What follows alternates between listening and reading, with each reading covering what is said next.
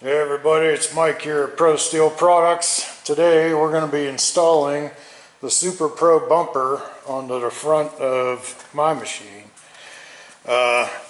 Just a few tips I want to tell you. If it's a used machine, if you already had it, your winch is probably going to be back in here. You have your mounting holes back here, and then here's an access hole to get the winch out.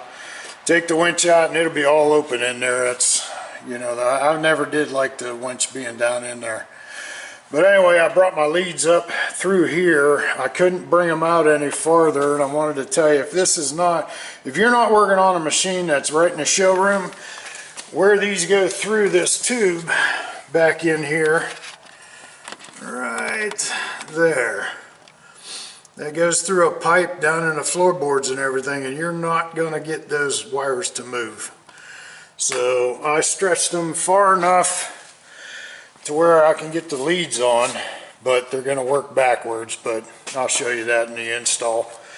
But anyway, after you're going to have in here, these are threaded, you're going to have a winch plate, or not a winch plate, but a fair lead plate mounted on here. You're going to take that off, and then when you get it to where it looks like that, you're ready to put it on.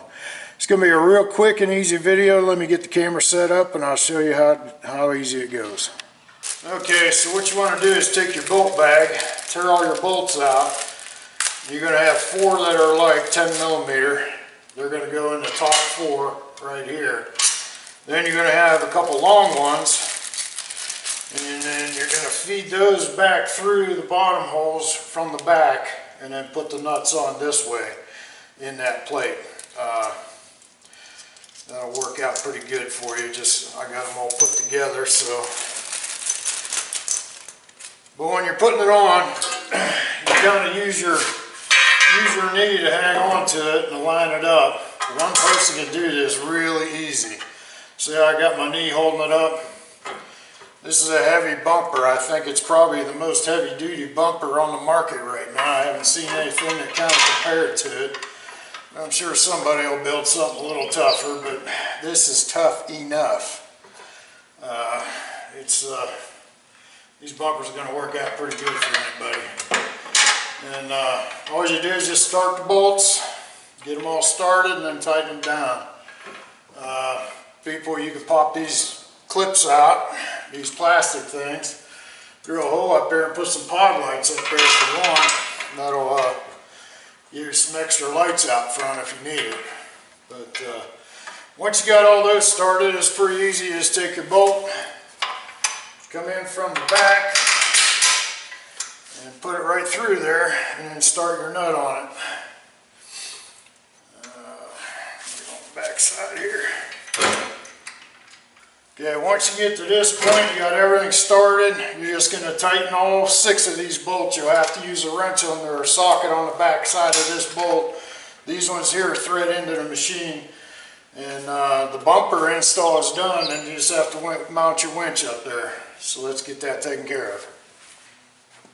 Okay, now that that's all bolted down, we're going to mount your winch on there. This Warn winch, they're all pretty standard on their bolt pattern. So we're just going to get all these started. Alright, you just get it all started and get it on there, and then tighten it down, and your winch will be in place, and you won't have to worry about that no more, and then we'll get the fair lead on.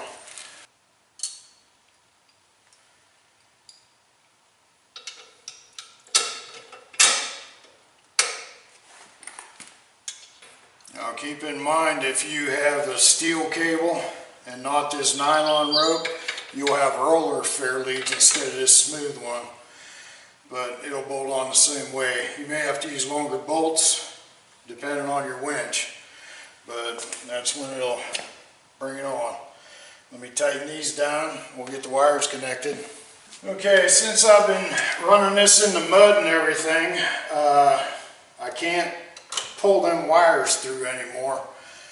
So this is actually the yellow lead out here, and the blue lead's back there.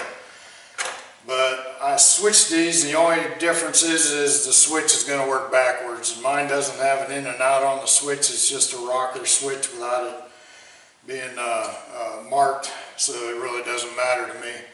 I'd rather have the switch work backwards than have to cut the wires and splice them. But if you want to, you can put a connector in there, a soldered connector, and get it done. But if you can get them wires loose enough to pull out, but they get clogged up with dirt and mud, and then it dries like concrete, and just grabs a hold of that wire and won't let it move. But once you get these tightened down, you put your hook back on, and you're basically done.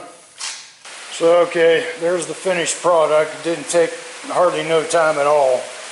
But just think if you were buried in the mud up to about here, if you had to reach down there and try and get this to free spool, which I've done plenty of times, and it's a pain in the butt. But it's up in the open now, it's easy to clean, looks good. That bumper is like a battle ram. I wouldn't push it through the limits, but it's there in case you need it. This D-ring here, if you want to snatch block it, bring the cord back and hook it in there, get double the bolt pulling power of that winch, you can actually get yourself out of a really tight spot. But anyway, that's the install for the Super Pro bumper. Thanks for watching. Make sure you subscribe and like this video and hit that bell icon, and you'll get notified when I release something else. Thanks.